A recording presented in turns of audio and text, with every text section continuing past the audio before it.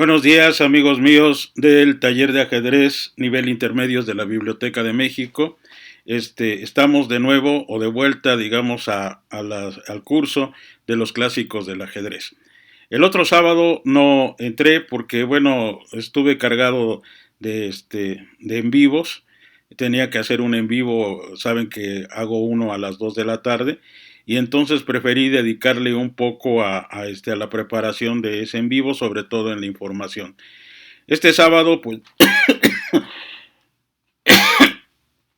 perdón, es igual, y pues vamos a empezar sin contar con la presencia de nuestro amigo Sirahuel Millán, que está también en otro curso con el maestro internacional Benjamín Góngora en su preparación, digamos, para entrenamiento, ¿no?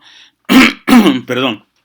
Entonces, pues, ese es el problema. Ahora sí que esto me da gusto que ya tengan, digamos, otros compromisos, tengan otras invitaciones, como está sucediendo con las revistas, que han estado llamando a Oscar o a Meyali a a otros lados y a otros programas. Por lo cual, pues, lo único que me agrada es que están reconociendo su trabajo, ya están, digamos, en la mira de alguien, y espero que también nuestros cursos o nuestras modestas participaciones en este sábado, pues también sean valoradas y contemos con su apoyo, porque como ya les decimos, pues la biblioteca sigue cerrada por estas cuestiones de pandemia, ¿no? Ya es cierto que se está regresando a clases, esperemos que todo esto se normalice, pero de todas maneras hay preocupación por parte de las personas, sobre todo con sus niños, ¿no? Y por estas cuestiones de que han estado difundiendo que la variante Delta u otras cuestiones, digamos, en el mundo, le han dado, digamos, a menores de edad, ¿no? Pero espero que todo vaya bien y ya pronto estará también esa vacuna a disposición de las autoridades, y espero que ya esto llegue no a su fin, pero llegue a una normalidad en la cual todo el mundo salga sin ningún problema, sin ningún miedo de contagio, y que pronto nos veamos en la biblioteca. Yo creo que este año tampoco va a ser, porque ya les dije, ya estamos a finales, y en realidad pues es muy difícil para las autoridades de la biblioteca poner en marcha todo, ¿no? Y si lo hacen, otra vez va a ser poco a poco y con ciertas condiciones sanitarias. Pero de todas maneras todo va bien. Todo parece que sigue su camino, y pronto, espero, en serio lo deseo así, nos veamos, ¿no? Y nos saludemos, bueno, aunque no sea con abrazos y tan efusivos y todo eso, pero sí con esa cuestión de sana distancia, y que hagamos nuestras actividades de una manera ordinaria, ¿no? Y también espero pues que las autoridades de la biblioteca nos den ese espacio, o si va a ser de otra manera, pues se condicione, ¿no? Para que tengamos el taller de ajedrez nivel intermedios, que ha estado durante mucho tiempo en esas instalaciones, ¿no? Bien, como yo les decía, estamos viendo los 5 libros que, bueno, en mi criterio, que son los que modificaron, digamos, el pensamiento de ajedrez, y que a partir de estos libros se hicieron otros libros también que se conectan, sobre todo por la manera en cómo están organizados, la manera en cómo se analizan, y bueno, los modelos de partida que van a sugerir para el avance o el desarrollo o el placer, como ya les dije, del ajedrez. En este caso, vamos a ver precisamente el primero, que es el análisis de ajedrez de Philidor. Pero antes de entrar, como se dice en materia, quisiera mostrarles cómo era, digamos, el mundo del ajedrez antes de Philidor, para que se den cuenta de la importancia de que tiene este libro, digamos, en la historia del pensamiento de ajedrez. Bien, como ustedes saben, el ajedrez tiene pues principios pues muy lejanos, ¿no? Muchos dicen, ahora que está de moda otra vez, esa región, siempre parece que ocurre algo lamentable por esos lugares, son conflictos religiosos muy fuertes y bueno, les diré que vienen desde hace mucho, mucho tiempo, ¿no? Que es la región de Afganistán, que es el norte de la India, al norte de la India, donde se supone que nace se da origen o se piensa que ahí se inició, digamos, nuestro ajedrez, pero en un juego antiguo que significaba cuatro brazos o las cuatro partes de un ejército, ¿no? En este caso era un tablero en donde no tenía colores, en donde se enfrentaban cuatro ejércitos, o sea, las cuatro esquinas y también los cuatro colores que había, en fin, todo esto tenía una simbología muy especial que era el chaturanga, ¿no? De hecho, hablan de esa palabra que es de chatur y anga, que significa precisamente las cuatro partes de ese ejército, ¿no? Y estaban obviamente las vigas o los carros de caballos, estaban los elefantes, estaban los soldados de a pie, estaba obviamente un general y había un consejero, ¿no? Que después se pasó o ha pasado otros juegos, como digamos aquel que protege al rey con sus consejos o aquel que lo protege con sus armas, ¿no? De tal forma que este juego también se jugaba con varios métodos, ¿no? Muchos dicen que se llegó a utilizar la suerte, en este caso un dado que tenía las figuras y obviamente los números, los dados decían a quién le tocaba, ¿no? Hay una versión que hizo un mexicano sobre esta manera antigua de jugar, en donde el azar, perdón, el azar el orden de precisamente estas figuras nos indicaba qué piezas se deben de jugar. Cuando yo estuve en la Fundación Kasparov, había, ahorita no me acuerdo, perdón, si no me acuerdo, había una ajedrecista, creo que uruguaya, creo que eran uruguayos todos, en donde hicieron, digamos, un juego pero con barajas. Entonces en las barajas salía, digamos, la pieza y se jugaba, ¿no? Esto le gustaba mucho a los niños, sobre todo porque ahí no había más que suerte, ¿no? Si salía 3 o 4 veces mover la torre, pues ellos encantados, ¿no? En fin, lo que les quiero decir es que este juego tan antiguo tenía formas también de jugarlo y obviamente había unas reglas que ya se perdieron o que si se saben son por ciertas condiciones que le sucede a todos los juegos a nivel mundial, ¿no? Se prevalecen o siguen en la memoria de las personas que lo practican, ¿no? Así, pues uno si ve un juego en China, que un juego que están haciendo los niños, pues ese juego, quién sabe hasta qué año se originó y cuáles fueron realmente las reglas. El ajedrez tiene algo que, digamos, distinto, a que ya no puede ser como un juego normal y tranquilo, ¿no?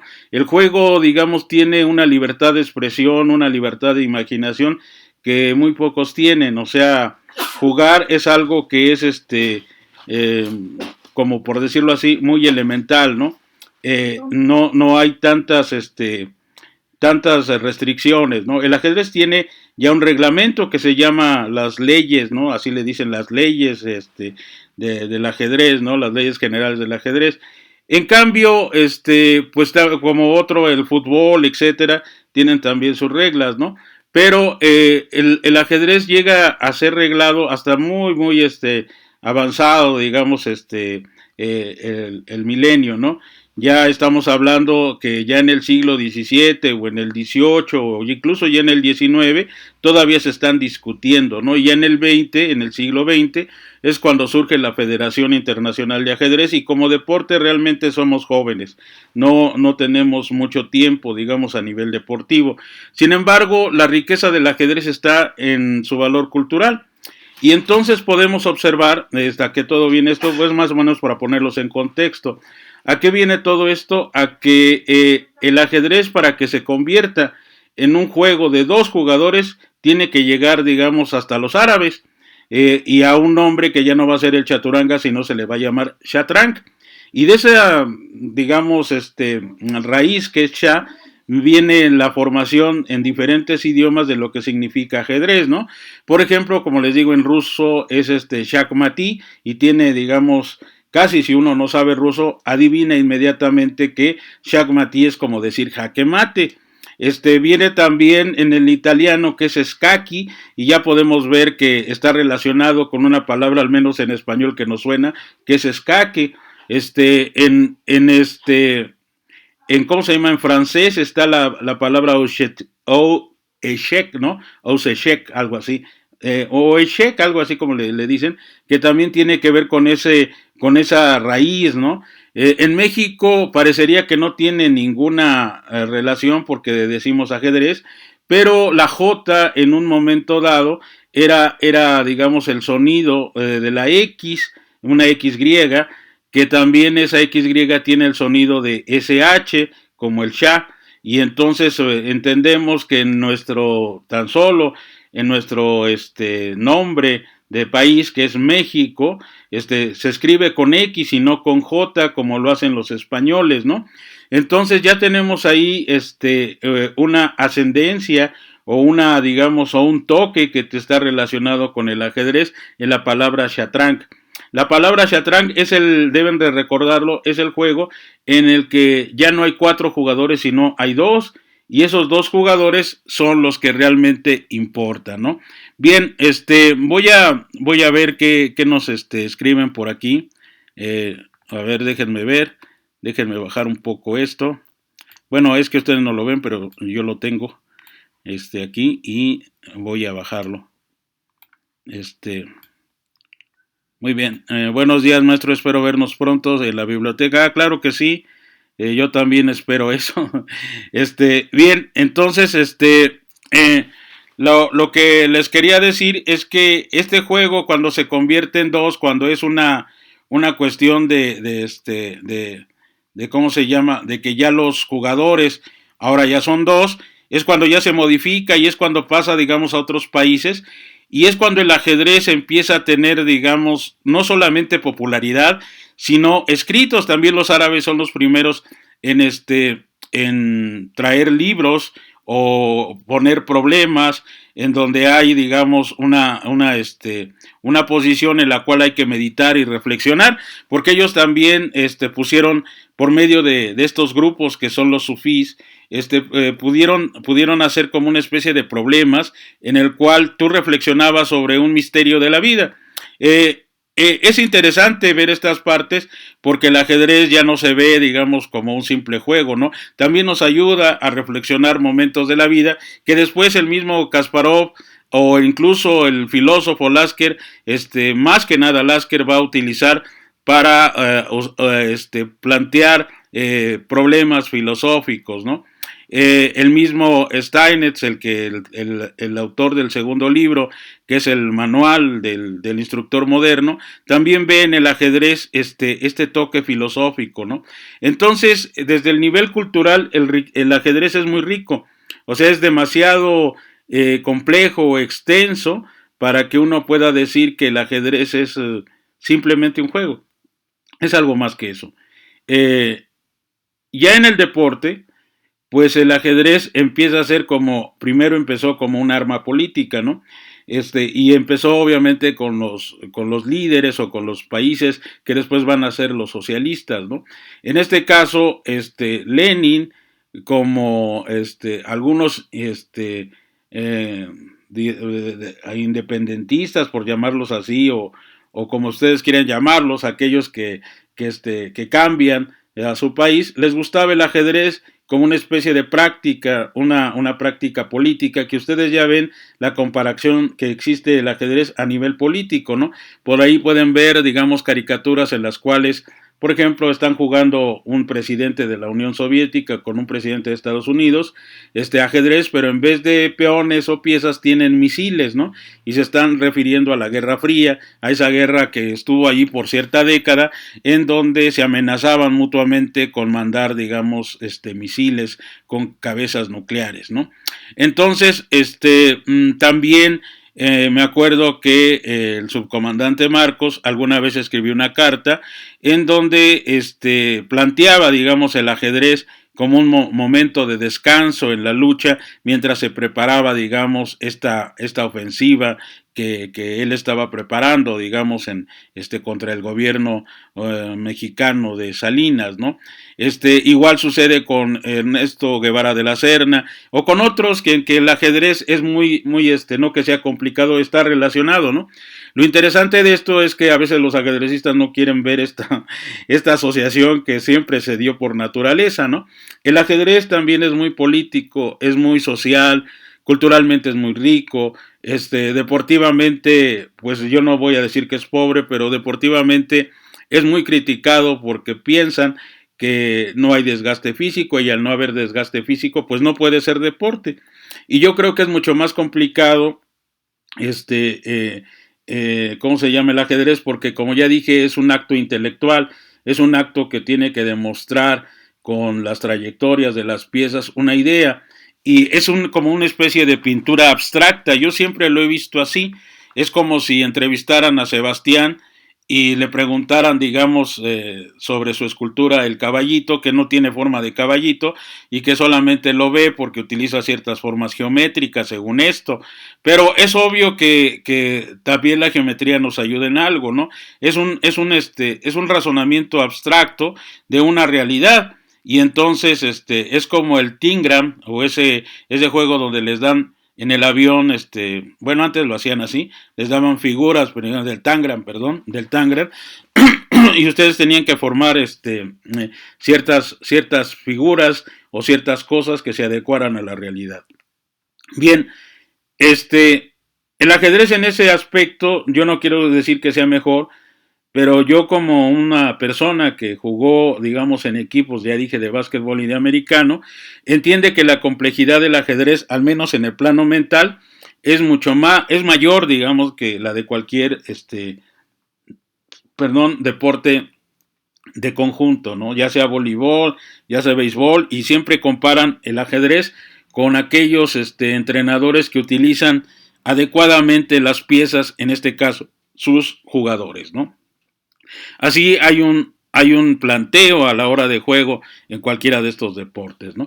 Bien, entonces a partir de esta herencia que nos viene precisamente de los árabes y que llega a nosotros por los conquistadores españoles, ya que ellos sufren, digamos, ¿cómo se llama? El dominio no solamente territorial, sino, insisto, cultural, o sea, las cuestiones incluso de la comida, el mole se lo debemos en cierta manera, a esos árabes, a la manera de cómo incluso habitaban, o cómo comían, o cómo vestían, o incluso su religión, porque se divide, digamos, la península española en tres culturas, que es la de los israelitas, la de los musulmanes y obviamente la de los hijos de algo o aquellos que se sentían como los anglosajones, ¿no? O sea, los españoles buenos, por decir los perfectos, ¿no? En este caso, bueno, que todavía hasta la fecha sigue, ¿no? Hay algunos españoles que todavía se creen ese cuento, pero ¿cómo decirles? Esta mezcla es la que nosotros recibimos a través de los conquistadores y obviamente un conquistador o alguno de ellos trajo el ajedrez y ese ajedrez dio tan buenos resultados, digamos, en el continente, o sea, en todos los países a los cuales llegaron los españoles, que ya se puede decir que, por ejemplo, hay un cuento de Jorge Luis Borges, mejor más que un cuento, no sé cómo llamarlo, porque las historias de Jorge Luis Borges a veces rebasan el término de cuento, ¿no? Pero se llama Historia Universal de la Infamia y está dedicada a un ladrón, a un canalla que es de Estados Unidos y que salió del río Mississippi, por decirlo así, que es como dice el gran Borges, ese buey de lentas aguas grises, ¿no? Fíjense bien cómo utiliza, digamos, la imagen, ¿no? Sobre todo el utilizar la palabra buey, no ni siquiera toro ni nada, y no lo estoy diciendo en el sentido ofensivo, ¿no? Sino cuando uno ve estos animales que tranquilamente recorren, digamos, la tierra y que la están arando o que están acompañando al hombre en estos quehaceres agrícolas, pues bueno, esto viene desde Virgilio, obviamente en esas geórgicas, ¿no? Esas palabras que significan campo, ¿no? De estas cuestiones campiranas, uno se imagina ese río lento, o sea, abundante, como dice, de lentas aguas grises, ¿no? Bueno, en ese río fue asesinado Atahualpa, según esto, y la noche o unos días antes le enseñaron a jugar ajedrez y el único homenaje que tuvo fue que lo hundieran o lo mandaran, digamos, ese río con todo y piezas, ¿no? Es algo que yo creo que resulta como el homenaje, porque tal vez Atahualpa, por ahí hay un gambito Atahualpa, no sé si se lo pusieron por eso, no sé qué tan bueno resultó para esto, ¿no? Como buen guerrero, supongo que entendió el significado de esta guerra figurada y no fue tan mal jugador de ajedrez, ¿no? También podemos decir que si el ajedrez tuvo un impacto aquí en la Nueva España, y obviamente que lo jugaron, porque hablan de que Hidalgo y otros que son de la independencia, incluso los liberales, pues les gustaba, como ya les dije, el ajedrez como un juego en el que no solamente se manifiestan ideas, sino uno se va preparando para estas luchas. Es un buen modelo, ¿no? Cosa que tomó precisamente Lasker para darnos esa filosofía y el concepto de lucha desde ese punto de vista, ¿no? Y que obviamente tomó Kasparov por estas cuestiones del glasnost o de esa oportunidad política que tuvo, en donde se cambió, digamos, la cara, digamos, de la ex Unión Soviética, ¿no? Bien, entonces, lo que les estaba diciendo es que a partir, digamos, del Chatrán, pues se vienen todas estas cargas simbólicas y llegamos precisamente al siglo en donde entra una nueva pieza, digamos, a las piezas del tablero, o mejor dicho, se transfigura, se cambia, se modifica, se metamorfosea e incluso cambia de género, ¿no? Como yo les decía, la cuestión es que entra la dama. La dama es tan maravillosa o causa tanta sensación entre los que ven el juego. En este caso estamos hablando del Renacimiento, estamos hablando de Italia, de España, que que llegan a apodarle al ajedrez no ajedrez, sino le llaman el juego de la dama, por esta velocidad. Cambia mucho la velocidad de las piezas, ¿no? Hace que ya no sea un juego lento como se trataba de imitar esas guerras en las cuales se hacía de manera lenta. Y entonces, ¿cómo se llama? Pues este nuevo juego cautiva a todos. Y entonces van a ver que la dama sale rápido, o sea, es la que más ataca, y entonces nos viene la idea del mate del pastor, o de otras coordinaciones con dama, con alfil con dama, con caballo con dama, torre con dama, porque lo hace más poderoso. Y entonces, al jugar de una manera distinta, pues obviamente todo cambia.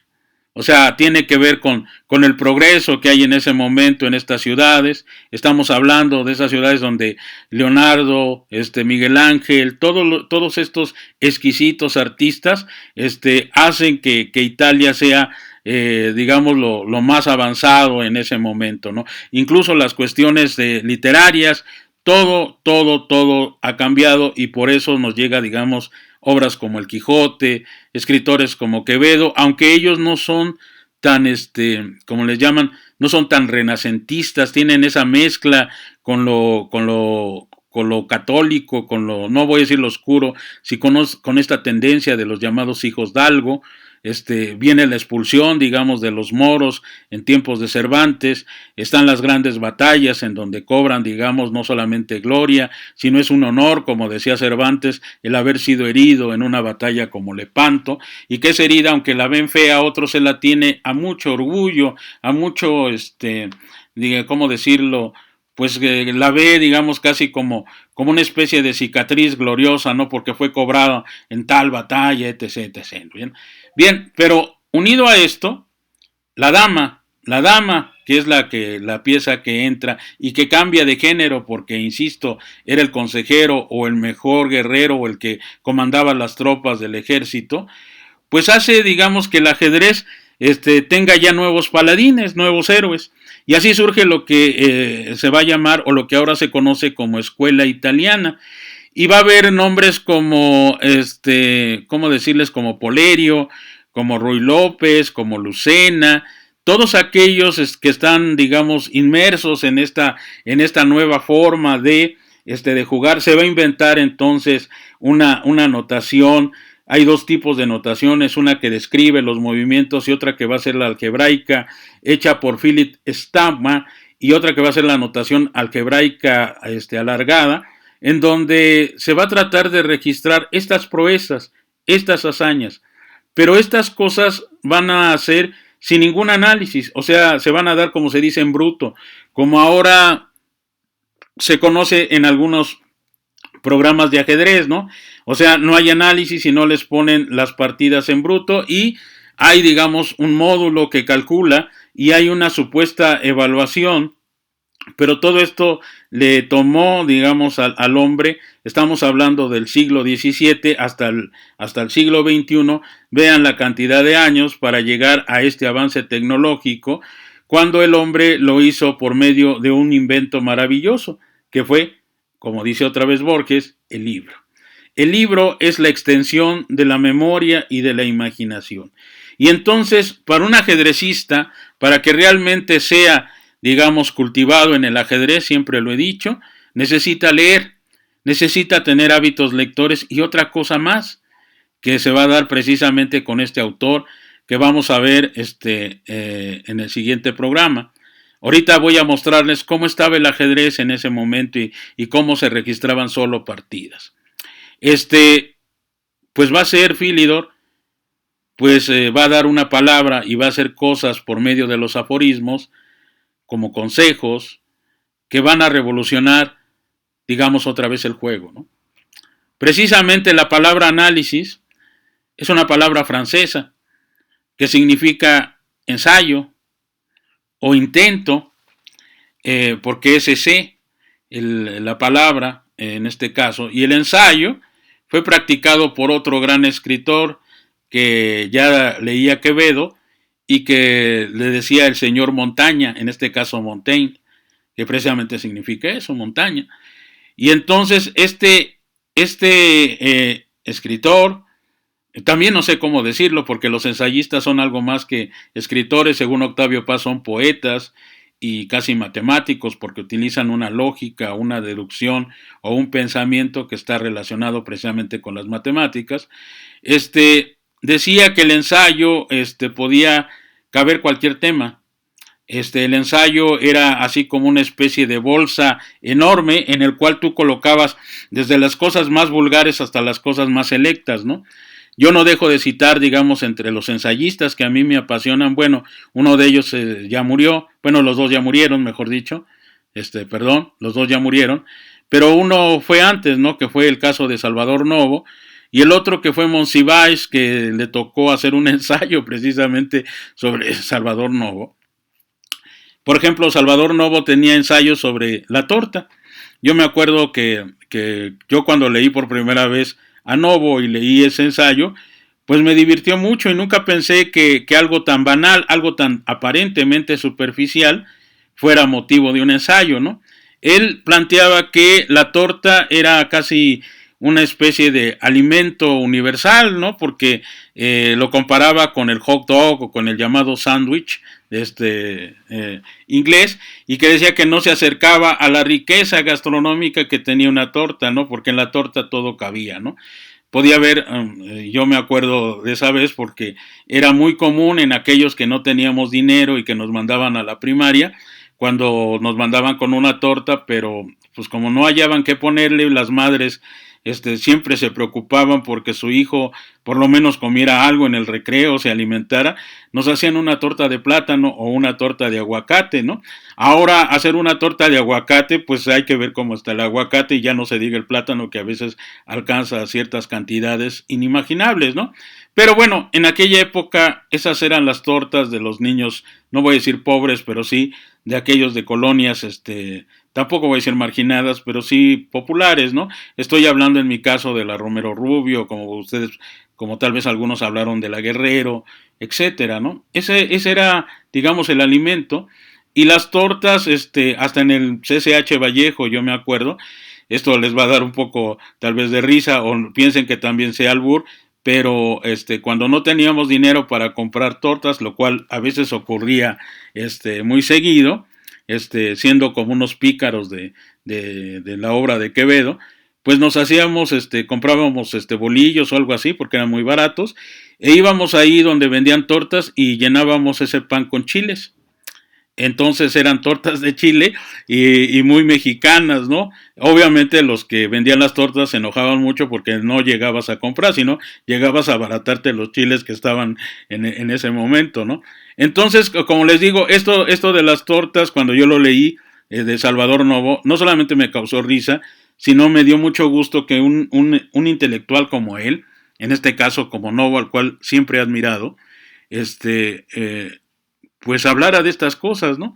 Como hablaba de las locas, ¿no? Ese libro creo que es de Editorial Novaro, cuando yo lo vi, de estos libros de Novaro eran muy buenos, eran caros porque era un editorial aparentemente de prestigio, y yo lo leía como se dice a pie, ¿no? A veces ahí donde los vendían o donde había uno abierto, pues aprovechaba para leer porque también parte de la condición del estudiante es que a veces no tienes para los libros y tienes que usar copias, ¿no?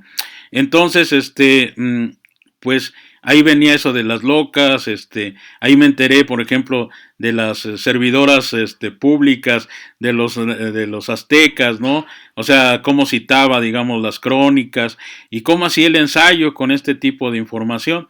Entonces, el ensayo también cabe, yo he visto estos libros como ensayos de ajedrez. Yo siempre he pensado que el género literario que le corresponde, digamos, a la narración de una partida es el ensayo. Porque en el ensayo no solamente defines al jugador, no solamente defines la partida, sino también puedes definir el lugar en donde se está jugando. Incluso el hacer una investigación sobre la variante que se juega es parte de lo que es el ensayo y de lo que decía Octavio Paz. Y entonces está en tu lenguaje de usar la poesía para definir todo esto. Es por eso que digo que hay muy pocos libros de ajedrez que cumplan con estas características. No estoy tomando en cuenta ni la recomendación de Kotov ni nada por el estilo. Estoy citando mi gusto, ¿no? Yo creo que cuando yo leo un libro de ajedrez, yo siempre me fijo en estas cualidades. Es por eso que yo prefiero de una manera muy amorosa los libros de Bronstein. A mí los libros de Bronstein no solamente me conmueven, no solamente me gustan como literatura de ajedrez, sino que también los veo como una exposición de muchas cosas que yo desconocía hasta ese momento, ¿no? Por ejemplo, nunca se me va a olvidar cómo definió la llegada de Carlos Torre, basada, digamos, en una opinión, a la estación de ferrocarriles de Moscú, o cómo de pronto él encontró en un periódico mexicano la variante del Gambito Steiner jugada por Carlos Torre y se atrevió a decir que lo jugaba el mexicano en las simultáneas, ¿no? Que siempre lo hacía. Todas estas cosas que digo y que parecen muy leves son precisamente de lectores amorosos, de lectores dedicados, de lectores que, como dijo Borges, que lo definió muy bien, dice que que otros pasen a la historia por lo que han escrito, ¿no? Yo quiero pasar a la historia por los libros que he leído, o sea, los libros que amorosamente he leído. Bien, esto que es de Borges y que me parece, digamos, de una enorme importancia, porque él también reduce toda la literatura universal a unos cuantos títulos y saca la teoría del palincesto, que todos han escrito tal vez un mismo libro, pero con diferentes escrituras, han borrado o han ensimismado la suya. Me hace pensar que también sucede lo mismo en el ajedrez.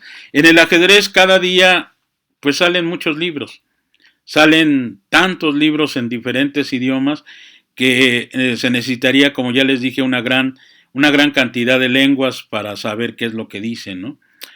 Pero uno se conforma con unos cuantos y tal vez con un idioma que domine bien, que tal vez sea el castellano, en caso de no tener esas cualidades de Borges, o que tal vez como Borges tenga la fortuna de haber he tenido una madre que le leía en francés y en inglés, y por ahí también tiene sus contactos con el alemán, ¿no? Eh, o tal vez era un Bobby Fischer que él aprendió de manera autodidacta todos esos idiomas y que tenía un gran oído para las lenguas, ¿no? Yo, como dicen, bajo a mi peldaño terreno, o sea, bajo, digamos, de esas alturas que son tal vez para mí inalcanzables, y busco, digamos, en mi castellano el tratar de encontrar esos libros en mi idioma y leerlos una y otra vez. Dije la otra vez que he vuelto a leer mi sistema de nuevo y me he vuelto a fascinar, digamos, con el primer capítulo y he vuelto a meditar sobre lo que planteaba Aaron Nisovich y he pensado que tal vez la estrategia o al menos el pensamiento estratégico solamente se deba a un capítulo como el de Nisovich y no es necesario leer más. Pero esas son como afirmaciones temerarias mías que algunos de mis compañeros no comparten y que buscan siempre en partidas modernas algo en el cual pues ya no se lea ni en Sobit, ¿no? Pero yo desde aquí, desde este pequeño reducto, como lo ven, y que atrás de mí hay libros, no de ajedrez, sino de otros temas, pues siempre trato de pensar en un homenaje al libro, en un homenaje a esa historia que está unida con el ajedrez, que precisamente el hacer diagramas, el buscar una explicación a un movimiento, tiene que ver con ese hábito lector, que ya no es un juego, que ya no es, digamos, un simple pasatiempo para algunos, sino que se convierte en una obsesión, en una fiebre, en un deseo de ser, digamos, uno de los mejores jugadores de la Tierra, lo cual no tiene esa finalidad, digamos, el ajedrez que yo propongo. El ajedrez que yo propongo es más que nada lúdico y es precisamente placentero. El que ustedes por medio de los libros disfruten de una partida de ajedrez, no importa quién gane, no importa quién pierda, no importa si son tablas. Lo que interesa es que las ideas se expresen en un tablero mágico, como dicen, de mágicos rigores, ¿no? En ese tablero adamantino que tanto habla Borges, en ese tablero de negras noches y de blancos días, ¿no?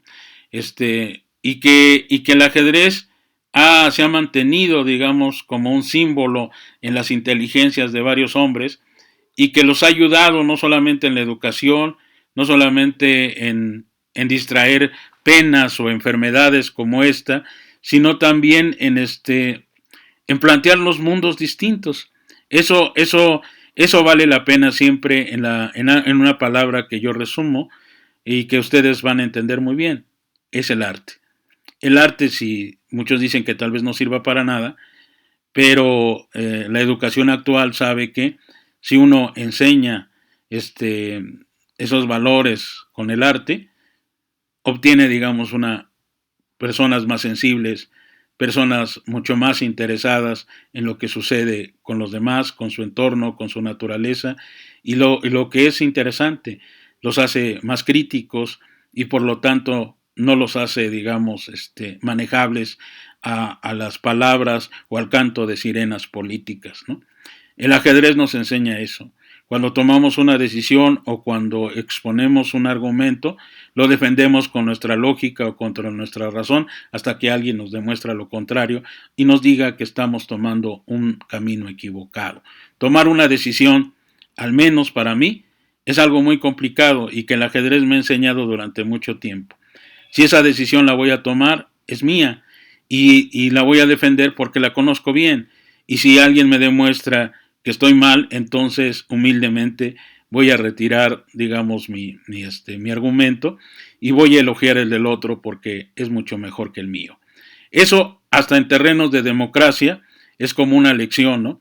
Este diálogo no es a gritos, este diálogo no es con insultos, este diálogo es con ideas. Y entonces las ideas siempre van a ser perdurables, siempre van a valer la pena y revisar la historia de estas ideas y de estos libros que nos dieron estas ideas, bien vale la pena.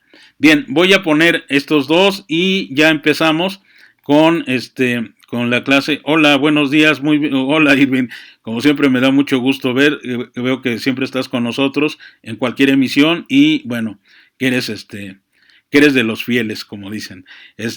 Buenos momentos. Muy bien, sí, esperemos que sean buenos momentos esta vez. Y bueno, voy a pasar al tablero. En este caso, voy a colocarlo, nada más déjenme, como dicen, déjenme arreglarlo. A ver.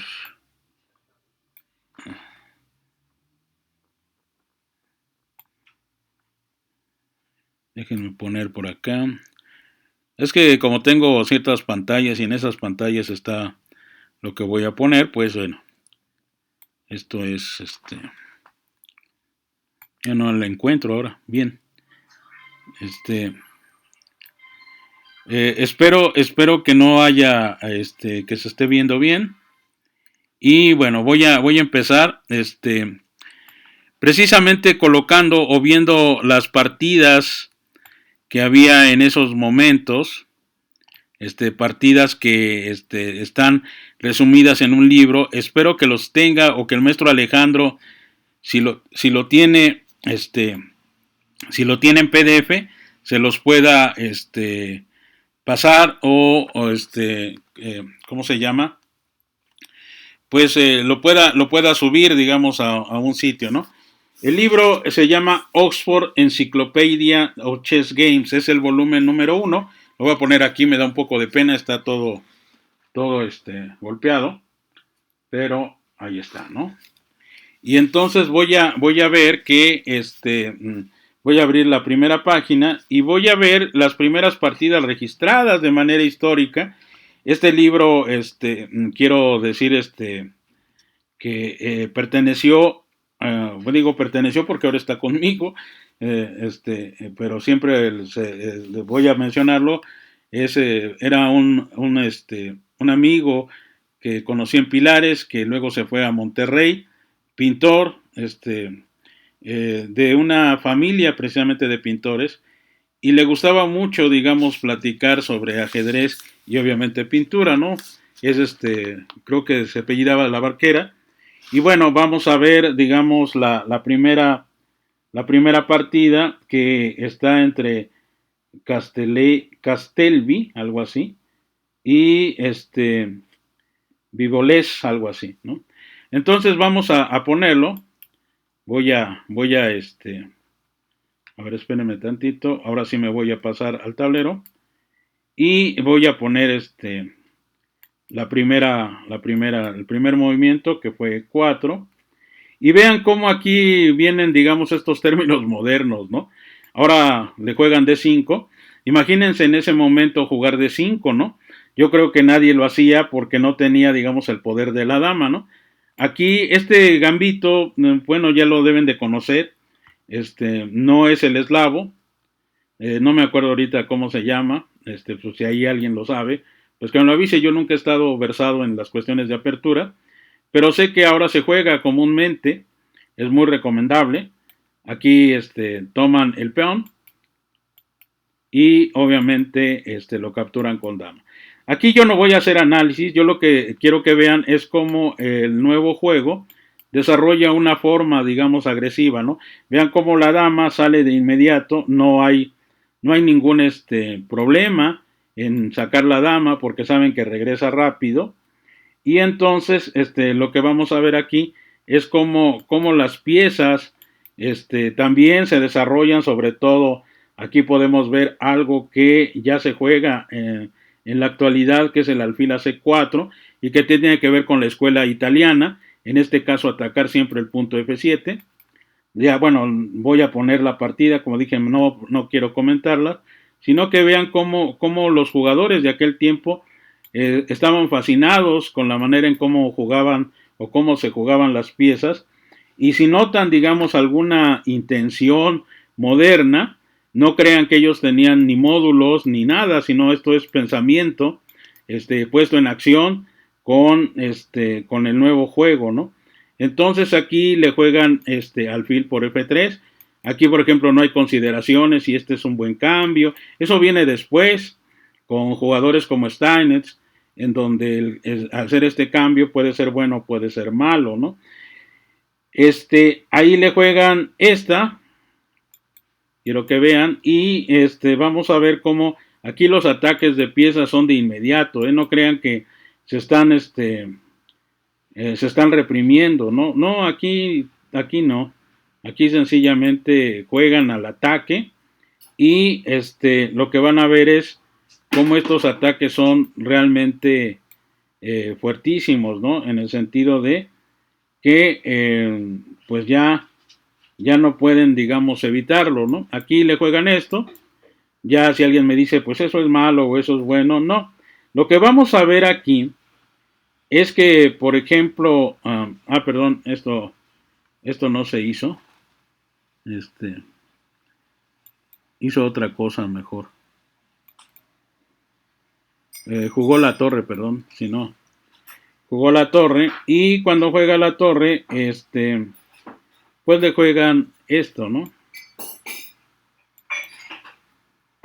Caballo y ahí le juegan el caballo aquí a B8. Como ven, pues todo se está jugando de una manera, les puede parecer rara, pero a ver,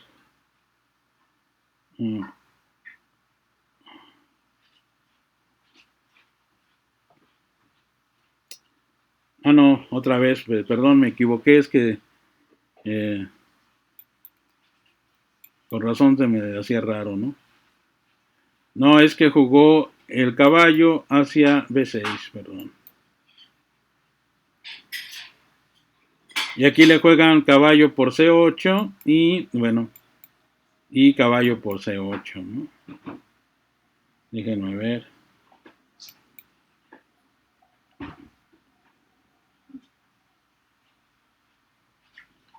Ahí le juegan D4 y aquí le juegan el caballo hacia D5, ¿no? Bien, entonces, déjenme ver. Ya que jugaron eso, otra vez es que les digo que me vuelvo a equivocar. Como está muy apretado esto de las partidas, bueno, a veces no veo bien el figurín. A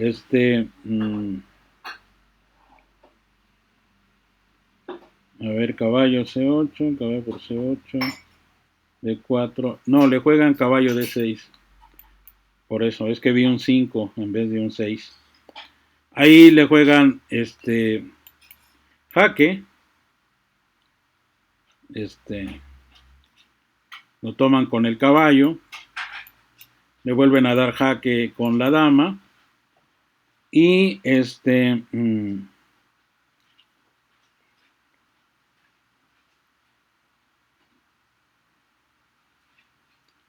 le juegan el caballo a D7 y ahora le juegan D5, ¿no? Aquí lo que pueden ver es cómo las piezas, como ya les dice, juegan alegremente, ¿no? O sea, no hay ninguna manera de hacer que esto sea defensivo o ofensivo, o sea, solo piensan en atacar y en ganar material. Esto es más o menos el primer proceso que le sucede a cualquier ajedrecista, ¿no? Ganar material, o sea, tratar de atacar y que el otro tenga problemas en esto, ¿no? Bien, aquí le juegan el alfil a D6. Como ven, ya nada más le falta una para enrocarse, como dicen. Pero las piezas blancas siguen llevando y llevando más piezas a lugares en donde puedan ser atacados, ¿no? Aquí le juegan dama F6, aquí le juegan dama por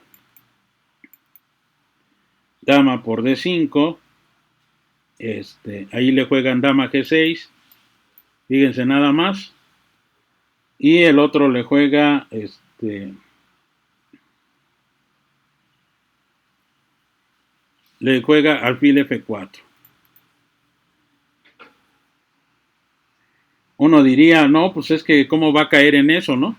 Bueno, ya les dije que esta es la primera partida registrada en el libro y es obvio que estamos viendo cosas que cualquier novato puede hacer. el rey F8, y pues lo acaban de ver, ¿no? Dama D8 mate. ¿Qué podemos ver si uno retrasa, digamos, la partida y trata de observar este tipo de situaciones? ¿Qué es lo que sucede, no? Bueno, lo que podemos ver es que hay ciertas cosas que ahora conocemos como táctica, ¿no? Que es la clavada, que es la presión sobre el rey que está en el centro, nunca se enroca, desprecian las cuestiones de seguridad, buscan, como ya les dije, el ataque por el ataque, se ve un empleo constante de la dama, como ya les dije, yo creo que les llamó mucho la atención la dama por la movilidad que tiene. La dama, si se dan cuenta, es una especie de nuevo héroe en el juego, se mueve por todos lados, amenaza cualquier cosa.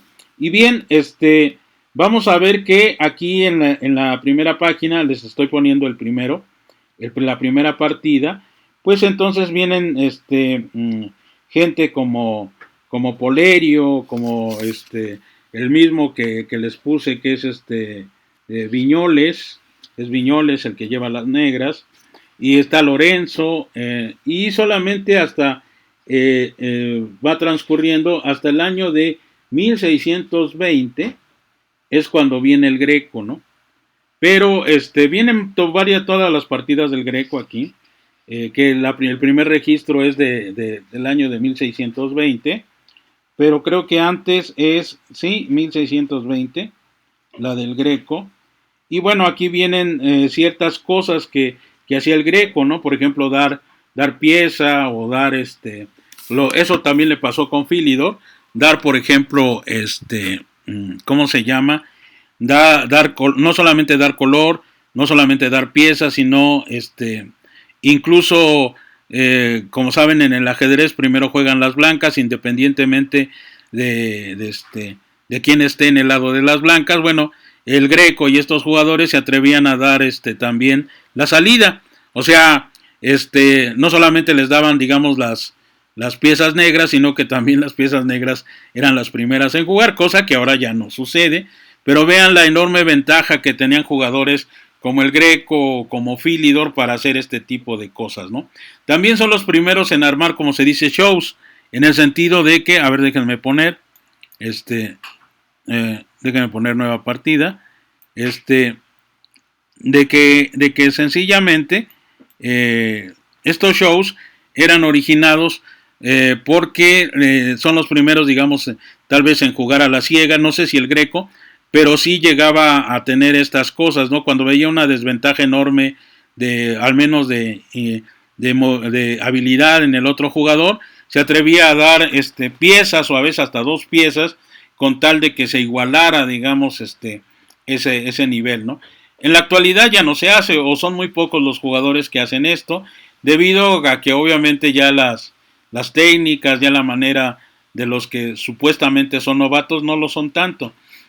Así podemos ver que hay jugadores que es raro que ya te den un caballo, a menos de que seas ya un principiante declarado y no sepas ahora sí que la O por lo redondo en el ajedrez, ¿no? Voy a utilizar otro libro, se los voy a mostrar, este es uno de mis preferidos. Este es el curso de ajedrez hecho por Ricardo Aguilera, o sea, la antología es de Ricardo Aguilera y de F.I. Pérez, FJ Pérez, no sé quién lo sea, es del Club de Ajedrez, pero Ricardo Aguilera fue un destacado, pues vamos a decirlo así, periodista, escritor de ajedrez, e hizo varios libros, ¿no? Entonces él habla de este periodo, pero antes de ponerlo, vamos a utilizar el editor, sobre todo para que ya que tenemos el tablero vacío, vean la posición que pone, ¿no? Empecemos otra vez con los peones. Recuerden que cuando pongan una posición siempre empiecen con lo más humilde, ¿no? Que es el peón. Hay peones en estas casillas, C3, D4 y luego F2, G2 y H2, que es una manera muy normal en la actualidad de hacer ensayos. En este caso, si uno sabe la estructura de peones, es obvio que vas a ver cómo están colocadas las piezas, ¿no? ahora vamos con los peones negros para que vean la estructura, ¿no? Esto es muy educativo, porque cuando uno plantea un libro y plantea estas situaciones, uno va a descubrir la combinación inmediatamente por cómo están colocados los peones. Vean la estructura de los peones negros y la estructura de los peones blancos. Ya por ejemplo vemos que hay un peón retrasado en la estructura de las blancas, ¿no? Mientras que las negras, aparentemente, la estructura de los peones está bien. Si esto solo fuera un juego de peones, yo les diría que las negras van a ganar esta partida porque los peones de las negras están mejor ubicados. Pero es aquí donde entran las piezas menores. Ahora coloquemos las piezas menores y veamos cómo están para que ustedes ubiquen el tema, ¿no? Ahí, por ejemplo, está un alfil y un caballo. Esta partida es del Greco. O sea, no ponen toda la partida porque los jugadores modernos piensan que pues del Greco pues no solamente se jugaba mal, sino como ya les dije, estaban emocionados por la manera en cómo se jugaban las piezas, en este caso la dama, que estaban como emborrachados, digamos, con la dama, ¿no? Muy bien, entonces veamos ahora cómo están las piezas menores de las negras. Hay un caballo en E4, hay un caballo en C6 y hay un alfil de casillas blancas en C8, ¿no? Entonces, veamos ahora cómo están las piezas negras, ¿no? Parecería que también las piezas negras están más favorecidas. Hay un caballo en E4 y si fuera solamente un juego parcial en donde se jugaran también piezas menores, existen estos juegos, se los recomiendo mucho, que nada más metan piezas menores con peones y van a ver cómo el ajedrez cambia, se modifica mucho. Es una especie de Fischer, de esa modalidad de Fischer, en donde las piezas menores tienen que coordinarse muy bien para poder sacar ventajas, ¿no? Obviamente, si se llega a promocionar un peón, pedirá una pieza menor, ya sea un caballo o un alfil. Bien, pero ahora viene lo otro, ¿no? ¿Dónde están las piezas mayores? Y vamos a ver que, bueno, vamos a empezar con la dama. La dama está, como dicen, en su cubil felino. Está en dama de 1. Y luego veamos las torres. En este caso, veamos dónde están colocadas las torres. Y y vamos a ver las negras, ¿no? Las piezas mayores de las negras, dónde están colocadas, ¿no? Veamos, está la dama, está en su, como otra vez, en su cubil felino. Las torres están obviamente en la posición normal. Y ya, digamos, la figura va cobrando mayor forma, ¿no? Veamos que las blancas tienen, digamos, ahora, varias opciones, ¿no? Ya uno está viendo que lo único que estorba para el ataque hacia F7 es el peón en D5, ¿no? Por lo tanto, veamos ahora dónde está la parte más importante, ¿no? ¿Cuál es esa parte más importante? Pues el rey, porque todo se define dónde está el rey. El rey está en el centro. Y entonces, al estar el rey en el centro, es como dice el autor. Ah, no, perdón, aquí hubo un detalle, se me pasó. La torre está aquí en E1. Sí, porque si no, no está claro. Déjenme poner el peón. Y entonces el rey ya se enrocó, el rey blanco, ya se enrocó, el que no está enrocado es el rey negro, ¿no? Entonces ahí ya cambia toda la pintura. Y entonces hay que ver quién juega, ¿no? Entonces vamos a ver aquí que juegan las blancas. Entonces al jugar las blancas ya podemos dar esto, ya lo podemos grabar y ya lo podemos pasar a la posición. Y está aquí. E inmediatamente el programa pone en puntos rojos o en círculos rojos pues todos los peligros que existen en esta posición. Y es lo que dice que el Greco era un gran jugador. El Greco tiene, digamos, una habilidad o un talento que bien puede ser puesto como ejercicios tácticos. Es como decir ahora que juegan blancas y ganan. Una cosa es jugar blancas y ganan y otra cosa es que digan juegan blancas y dan mate. por ejemplo, ¿no? Aquí podemos decir que juegan blancas y ganan. ¿Y a qué se deben estas características? Uno, que el caballo está clavado, el alfil tal vez esté amenazado, pero vamos a ver que puede hacer lo siguiente, ¿no? O sea, el alfil se puede liberar por medio de una combinación que ahora se juega con los valores de las piezas, ¿no? O sea, les dicen que la torre vale 5, pero lo que cuenta aquí es el valor, digamos, relativo, ¿no? Si una torre está bien colocada, entonces vale más que 5. Entonces, en este momento, toda la combinación se aclara porque el Greco juega torre por caballo. O sea, torre por E4, dando jaque. Y bueno, si se cubre con el caballo, ya perdió pieza. Si incluso le puede hacer un torre por caballo y ya estaría, digamos, bien nivelado, digamos, la entrega, ¿no? Obviamente va a tomar con la dama y entonces el peón de D5 cae y ya tengo, digamos, no ventaja material, pero sí una ventaja posicional, o sea, mis valores relativos de piezas están bien colocados, ¿no? En un tablero. Bien, ahí le juegan peón por, y entonces viene la segunda parte,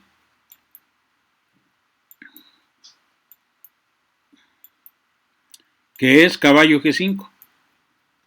Otra vez, esto es del Greco, el saber atacar el punto F7 y el punto H7. Vean que los círculos de color naranja son las piezas que están atacando, digamos, ese punto. En este caso el caballo está atacando F7 y H7, ¿no? Es obvio que al hacer esto, pues el rey se enroca, ¿no? Pensando que ya se quita todo, pero entonces viene la siguiente jugada, que ahora ya es común en estos ataques, dama H5, ¿no? Vean cómo la dama, al tener esa velocidad, crea amenaza mucho más rápido que lo que hacía su antigua versión llamada Fersa, ¿no? Ahora tiene 1, 2, 3 piezas que atacan F7 y 2 que atacan H7 contra ningún defensor. O sea, no hay un defensor que pueda sustituir a una pieza, digamos, ya sea en F6, o ni siquiera está el peón en G6 para poder defender, digamos, 1 con la interrupción de la diagonal, sino que aquí hay dos puntos que están siendo atacados, y entonces vemos que la entrega de torre es engañosa. Más que una entrega, como dicen, es un sacrificio, pues ya no lo veo tanto como sacrificio, yo lo veo como lo diría, digamos, Petrosian o el mismo Ninzovich en sus libros, que dicen que más que sacrificio es realmente un deber el alterar la estructura de peones por medio de la entrega de un material que vale más. En este caso la torre vale 5, pero descubre una diagonal que está ocupada por un alfil que supuestamente vale 3, pero es tan efectiva esa diagonal que bien vale la pena entregar una torre porque el valor relativo que obtiene la diagonal, digamos, cubierta por el alfil es mucho más amplia que 5. Entonces ahí, pues le tienen que jugar, ahora sí, que después de eso le juegan, digamos, dama 5 torre o dama H5, y aquí le juegan H6, ¿no? Les digo, pensando en que ya se salvaron, ¿no? Pero aquí le juegan, como dije, hay 3 contra F7, caballo por peón, y aquí vamos a ver la primera de las primeras maniobras que hace el Greco para ganar por medios tácticos, ¿no? El otro le juega, pues, se ve única, ¿no? Dama F6, y otra vez parecería que todo está resuelto, pero aquí le juegan caballo por H6 con jaque doble, jaque del alfil y jaque del caballo. Vean cómo el Greco coordina sus piezas de una manera magnífica. Entonces no le queda otra más que jugar el rey hacia H8. Vuelven a jugar caballo hacia F7 jaque. Obviamente le juegan esta, y entonces vemos el primer mate con la coordinación alfil, caballo y dama, ¿no?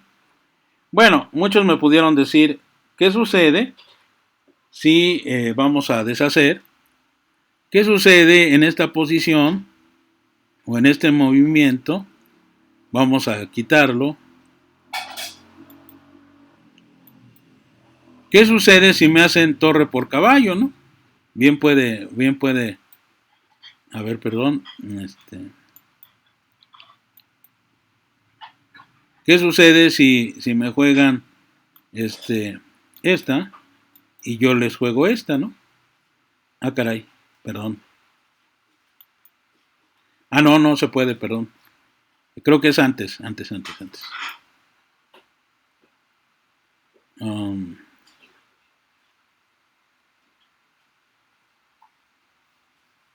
no, es que aquí ya está. Tengo que retrasarla antes de todo.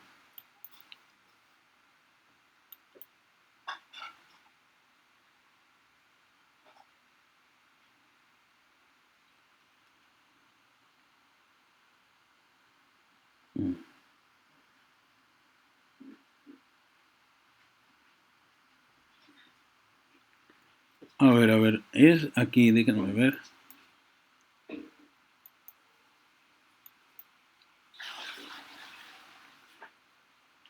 Ahí, por ejemplo, ¿no? Que en vez de jugar dama F3, pues le jueguen torre por caballo, ¿no? Esa sería una variante. Y obviamente aquí le toman con el alfil, ¿no? Alfil por torre. Y entonces supongamos que le juegan, pueden jugarle tal vez rey aquí, ¿no? Rey F8. Y entonces entre el alfil hacia A3. Estos son como ya los cálculos que hacía, digamos, el Greco en su diario, por decirlo así. Aquí le juegan caballo E7. Lo que vamos a ver es la cantidad de cosas que suceden. Aquí alfil a B3, que después va a formar parte de la teoría, pero el Greco estaba descubriendo estas cosas. Y aquí le juegan dama E8, ¿no? Para tratar de que las piezas hagan más daño, pero ahora le juegan, en este caso, dama hacia D5, aprovechando que está clavado el caballo, y vemos una gran combinación del Greco, ¿no? En este caso, pues el mate en G8 es evidente, ¿no? Entonces, vamos a ver que con esta pequeña combinación que pone Aguilera en su libro de ajedrez hipermoderno, y que empieza, digamos, con la figura del Greco antes de Philidor, nos damos cuenta de cómo estaba el ajedrez en ese momento, con la llegada de una pieza como la dama, y cómo la dama con el alfil hacen estragos en el nuevo juego, y hacen coordinaciones que en ese momento pues eran inimaginables para aquellos que jugaban el ajedrez antiguo, ¿no? O el chatrán. Aquí la mera verdad pues es imparable, ¿no? Lo único que puede retrasar tal vez alfil E6, pero ya el mate está dado, ¿no? Ya no se puede parar. Entonces lo que podemos ver es cómo se elaboró, digamos, toda esta coordinación, y como les dije antes de eso, pues en vez de jugar dama F6, ¿qué hubiera pasado si me toman con la torre? Bueno, la respuesta también la del Greco, nada más que él pone como otra partida en donde está esta línea, y entonces estamos asistiendo al nacimiento de lo que puede hacer, digamos, un módulo, o de lo que hace, digamos, un programa de ajedrez, que ustedes pueden retrasar la posición porque tienen una duda y dicen, bueno, pero ¿qué hubiera pasado si yo juego esto? Es como un condicional. En el lenguaje eso se llama condicional, ¿no? Si hubiera llovido, pues yo llevaría paraguas, ¿no? Esa sería, digamos, una oración en condicional, ¿no? Y entonces aquí es lo mismo, ¿no? ¿Qué hubiera pasado si yo juego, en vez de dama F6, pues juego torre por F7, ¿no? Y bueno, ahí está la respuesta, de acuerdo al manual del Greco, ¿no? Y esto es de gran ayuda porque el Greco es el primero en hacer cálculos así, basado en su gran habilidad de colocar las piezas. Si alguien me pregunta qué importancia tiene el Greco para la teoría, pues es mucha. porque es el primero que ya les dije hace este tipo de cálculos, es el primero en jugar de manera abierta y con velocidad de ataque, es el primero también en ¿cómo se llama? En hacer este tipo de concesiones, como ya les dije, de ventajas materiales, que a veces jugaba sin un caballo, que les daba la dama, etcétera, dependiendo del rival que tenía. También es el primero, digamos, en hacer del ajedrez como un espectáculo, porque todas estas partidas las llevaba, digamos, a las cortes y le pagaban al Greco o él hacía fortunas con estas demostraciones, ¿no? Haciendo que el ajedrez se convirtiera en un show. Y eso es bueno. Muchos de los jugadores actuales de ajedrez pues no saben hacer shows. A veces cuando transmiten un programa de ajedrez, pues nos dan soporíferos análisis o cálculos de partidas y no nos hacen sentir, digamos, la emoción que uno tiene para jugar ajedrez. Yo digo que el ajedrez también es una emoción que debe ser compartida, porque hay jugadas que uno tiene, digamos, así como una exclamación, que uno dice, ay, ¿cómo es posible que se le haya ocurrido eso? Es como alguna vez me dijo precisamente una muchacha que ella pensaba que también las mujeres no servían para jugar ajedrez, como luego es el mito, ¿no? Decía, no, es que eso debe ser aburrido y que todo eso. Y cuando alguna vez le comenté lo que yo sentía al ver en un libro un movimiento con una idea como una de Fischer, que parecía compleja, pero la podía explicar porque había leído los comentarios de Fischer o había leído otros comentarios que me hacían muy clara esa jugada, me dijo, oye, pues la mera verdad sí hay una emoción en esta partida. Claro que la hay. No sé por qué a veces piensan que el ajedrez es frío. No, el ajedrez es todo lo contrario, es muy explosivo, hace latir el corazón, hace que uno sienta, digamos, una rabia inmensa, cólera, o a veces sienta un disgusto tremendo por las tonterías que uno juega, ¿no? Pero es parte precisamente de esa admiración que uno tiene por el juego. Y todo eso viene precisamente por el libro. Lo que les quiero decir es que si vamos a tener este curso y si lo vamos a disfrutar, hay que aprender a leer entre líneas, hay que aprender a realmente a emocionarnos con las ideas de otros jugadores, no importa la nacionalidad que tengan. Hay que aprender, digamos, también a disfrutar las partidas no solamente propias, sino las que juegan nuestros mejores jugadores aquí en México, ¿no? Yo casi estoy seguro que nadie revisa las partidas de los jugadores mexicanos, o si las llegan a revisar, vuelvo a decir, utilizan la pereza del módulo, ¿no? Y no porque el módulo sea malo, sino porque es como la calculadora, ¿no? Yo ya lo he dicho.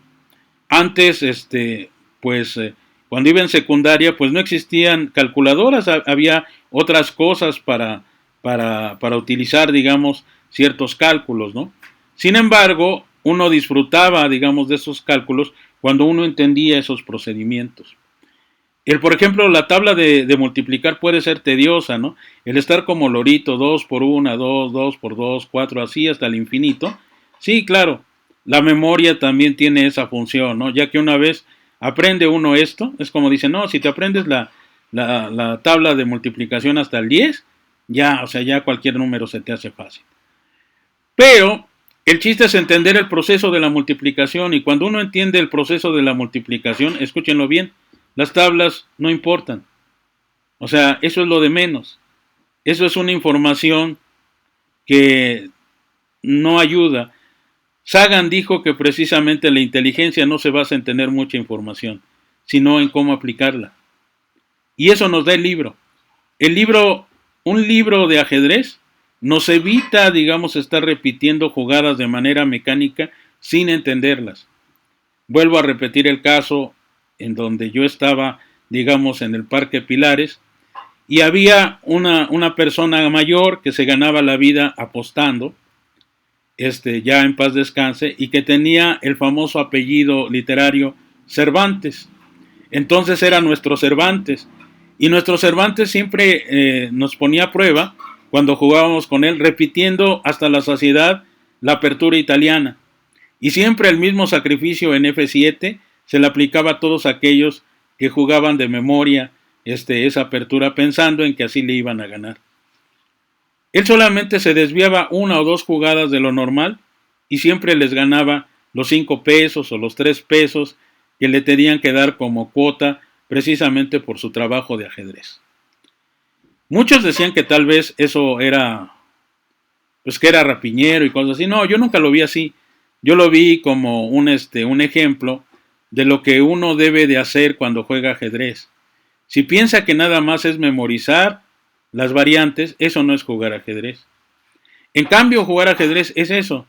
¿En qué momento me puedo desviar con conocimiento de causa? ¿O en qué momento puedo engañar al otro con un orden que no está, digamos, en el libro y que porque no está en el libro causa confusión en la mente del oponente? Fíjense bien, hasta salió en verso. Bien, el libro es la respuesta. Un libro te evita, digamos, hacer intentos o ensayos hasta la saciedad porque siempre vas a repetir el mismo error. En cambio, un libro que lees con cuidado, que lo analizas, que dialogas con él, que crees que esa verdad que te está diciendo la puedes aplicar a tu práctica, en ese momento tú cambias. No eres ya el vulgar ajedrecista que eras antes. Ahora ya eres un ajedrecista que utiliza las nobles virtudes del ajedrez. Y una de ellas es el análisis. Bien, con esto espero que esta primera parte les haya ayudado un poco a entender por qué el análisis del juego del ajedrez es muy importante. Y utilicé 2 libros que son modernos y que van a estar conectados con lo que va a ser el orden, digamos, de Philidor. Uno de ellos es ¿cómo se llama? Es la enciclopedia de ajedrez de Oxford, el volumen número 1, donde trae, digamos, déjenme ver, del año de 1485, que es la primera partida registrada, hasta 1866. Ya estamos hablando de Paul Morphy. Bien, entonces, ese libro, el que les acabo de mencionar, es el que, ¿cómo se llama? Es el que tomé como referencia para que vieran cómo estaba el ajedrez en ese tiempo. El ajedrez cuando entró la dama y se convirtió del chaturanga al chatrang, primero con los árabes, y después, como en el Renacimiento todo esto pues explota, causa una sensación, está unida al progreso que se tiene en esas ciudades, y el ajedrez siempre va a ser una prueba de este progreso. Al igual que en la era digital, el ajedrez siempre es la prueba fehaciente de la inteligencia artificial. Bien, esa es una. Y la otra, el libro de Ricardo Aguilera, que me gusta mucho porque se llama Ajedrez Hipermoderno, que es un estudio de lo que va a ser, digamos, la herencia de Nisovich, de Alekhine, de Tartakover, pero él se va precisamente hasta el Greco y lo ve como un todo, no lo ve como algo aparte, ¿no? Porque quien estudia, digamos, el ajedrez, quien lee los libros del ajedrez, se va a dar cuenta que puede trazar su historia y que puede describir todos estos hechos de una manera así, histórica, y que va a entender muy bien todos los procesos, al menos, o todos los procesos cognitivos que nos ha llevado a este avance en el ajedrez. O sea, un libro nos conecta con otro, como diría André Breton, son nuestros vasos comunicantes. Y entonces, el ajedrez, como ya les dije, es una reunión de muchas cosas. De cine, de literatura, de pintura, de filosofía y de muchas cosas. Y eso se los ofrezco en 5 libros que los conectan con otros libros. O sea, no quiere decir que solamente estos libros los tengan en su biblioteca. Estos libros son los que generaron otra información, otra manera de ver un tablero que parece que solo tiene 64 casillas, que tiene ciertas posibilidades de posiciones y que no hay más. Si así fuera, como alguna vez diría el gran David Bronstein, pues ¿para qué escribir libros de ajedrez? ¿Para qué realmente pensar sobre debilidades de colores u otras cosas? Bastaría con hacer un alfil por caballo y evitarnos problemas. Bien, ya me despido, espero que les haya gustado y pues no queda más que agradecerles esta primera participación y nos vemos el sábado y no sé cuándo vaya a estar de nuevo Siragüen porque les dije es un curso que está tomando con Benjamín y que está con otros dos, entre ellos Juan Carlos González, que está para el nivel de avanzados, ¿no? Muy bien, nos vemos el próximo sábado y recuerden que hoy a las 2 de la tarde tenemos nuestra revista, que se llama la biblioteca, el laberinto y el espejo, o laberinto y el espejo, y espero que les haya gustado esta primera definición antes de entrar al análisis de juego de Philidor. Muchas gracias y nos vemos en la tarde en unas horas.